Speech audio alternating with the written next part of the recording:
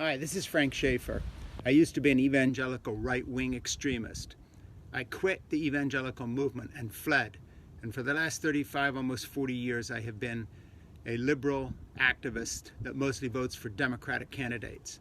My father, Francis Schaefer, called for violent overthrow of the U.S. government in his last book, A Christian Manifesto, where he said that if Roe v. Wade wasn't reversed and abortion made illegal by democratic means, then we had a right to revolution.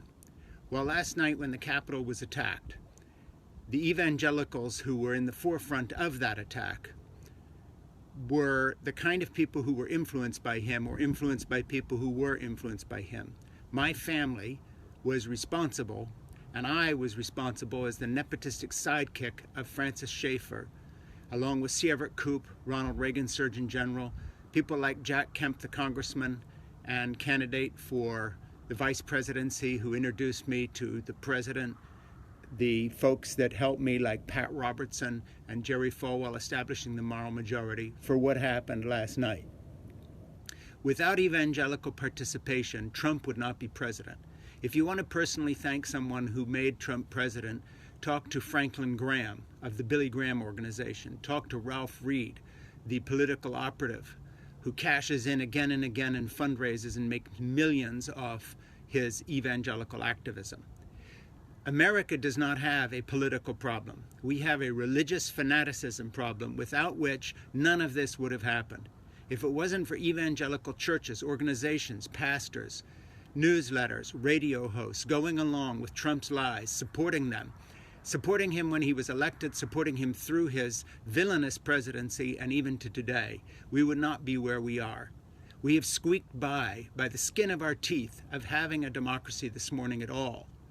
We are only barely hanging on with our fingernails at this point. But the media does not get it. They have never taken the evangelical movement seriously. They talk about the Rust Belt. They talk about Appalachia. They talk about the low pay of working class America. All true, but they ignore because they are afraid to delve into and get into the truth of what white evangelicalism has become, which is a white nationalist, racist movement, xenophobic, myth-based. The theology is a myth. The stuff evangelicals believed in did not happen. The stuff they do not believe in, science, global warming, democracy, did happen.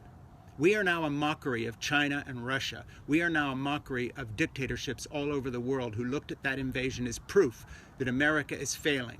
Vladimir Putin won. We lost. Put it that way. Now today, Trump still is in office for a few more days, and he is going to continue to do incalculable damage to America.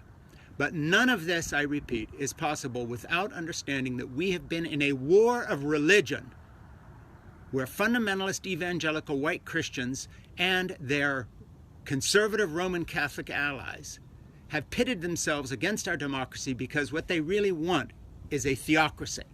What they aim for is America to become an evangelical Christian bigoted version of Iran.